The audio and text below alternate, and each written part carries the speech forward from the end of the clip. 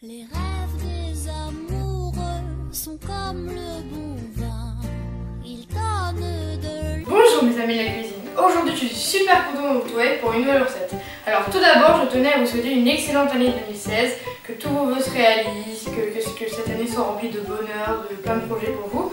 Alors aujourd'hui on va faire une recette très facile, c'est la galette des rois, comme on est dans la période de l'épiphanie. C'est une recette très facile, c'est parti.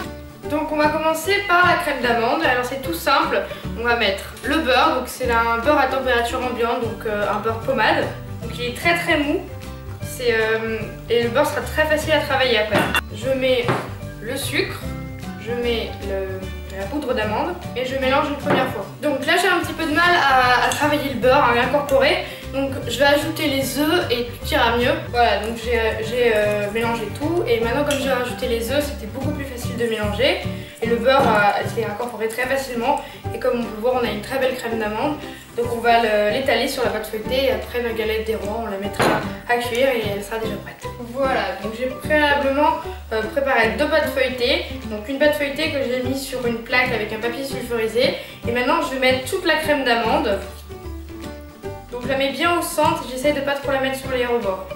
Alors à ce moment-là j'ai eu un problème de fichier avec la caméra, ça s'est pas enregistré avec la caméra, donc je vais vous dire comment on fait après. Donc après il va falloir avec un pinceau dorer les côtés, on n'avait pas mis de crème d'amande, et après on va devoir mettre la pâte feuilletée et rentrer la pâte feuilletée au-dessus, rentrer un petit peu sous le dessous pour pas que ça coule. Donc voilà, j'ai fait la galette, donc en fait j'ai eu un petit accident, donc en fait j'ai replié comme ça.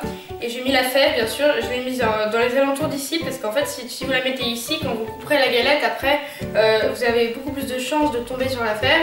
Alors si vous les mettez sur les côtés, vous avez moins de chances de tomber sur la fève en le coupant. Donc maintenant je vais prendre un couteau pour faire les petits dessins de la galette. Et maintenant on va s'occuper de dorer la galette.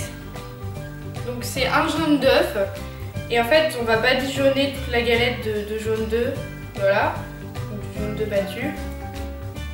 Pour obtenir la belle dorure. Voilà, donc j'ai fini de dorer la galette et maintenant je vais l'enfourner à peu près 45 minutes à 170 degrés.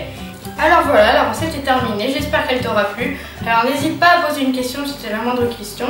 Je te souhaite une très bonne épiphanie, de profiter bien de la galette avec votre famille et tout ça. Alors maintenant, tous en cuisine!